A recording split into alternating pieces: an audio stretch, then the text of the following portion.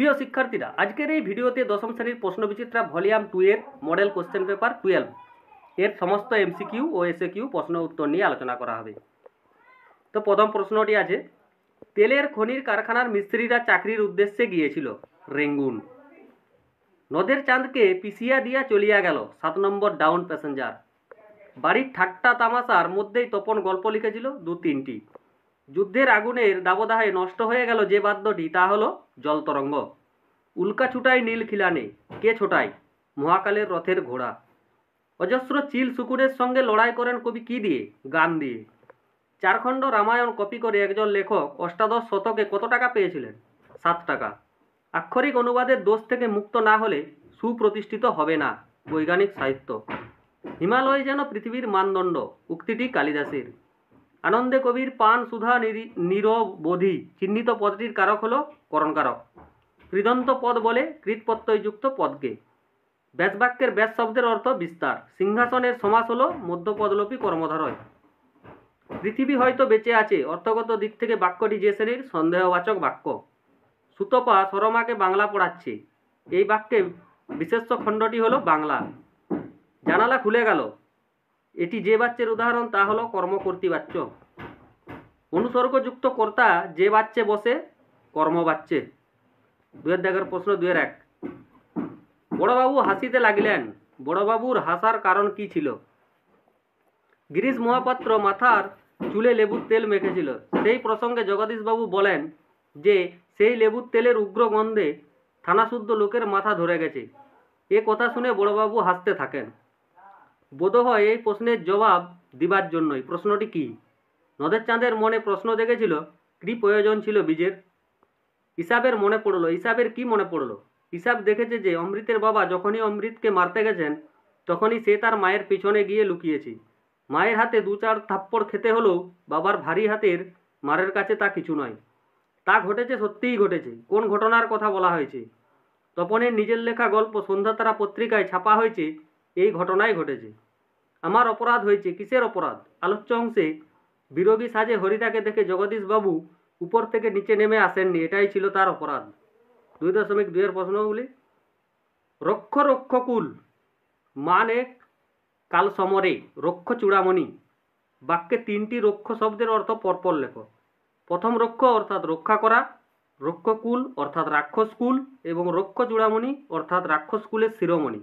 এখানে রাক্ষসকুলের শিরোমণি ইন্দ্রজিৎকে রাক্ষসকুল রক্ষা করার কথাই বলা হয়েছে। উদ্ভ্রান্ত, সেই আদিম যুগে কি ঘটেছিল? রবীন্দ্রনাথের আফ্রিকা কবিতায় উদ্ভ্রান্ত আদিম যুগে স্রষ্টা নিজের প্রতি অসন্তুষ্ট হয়ে তার সৃষ্টিকে নিখুঁত করার জন্য বারবার বিধ্বস্ত করেছিলেন। অচৈতন্য পড়িছে ভূমিতে, বক্তার মনে উদ্দিষ্ট ব্যক্তির অচৈতন্য হওয়ার কোন সম্ভাবনা উদিত হয়েছে?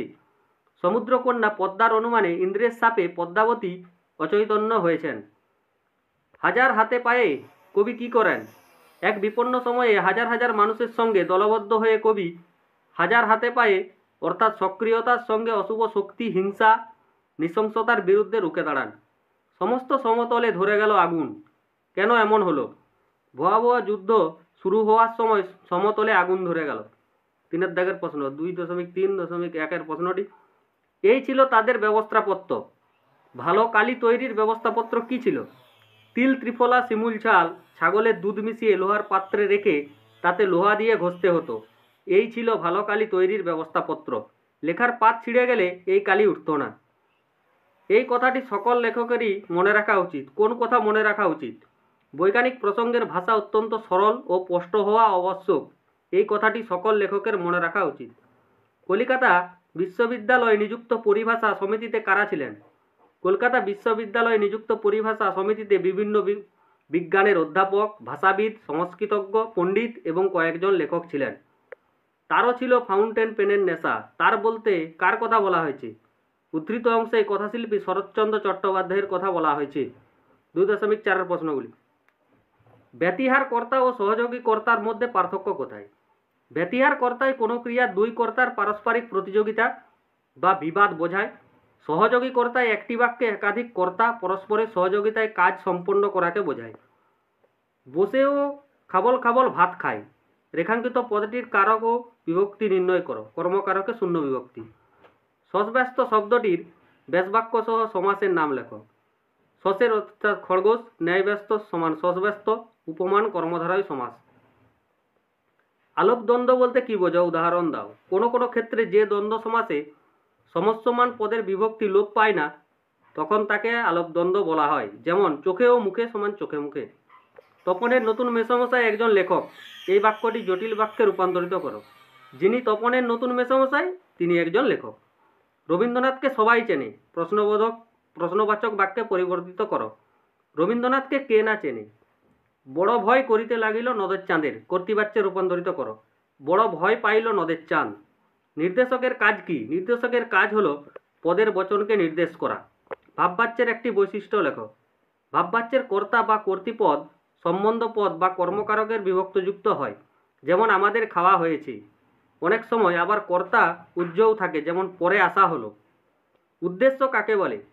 বাক্যে যার সম্পর্কে কিছু বলা হয় তাকে উদ্দেশ্য বলে।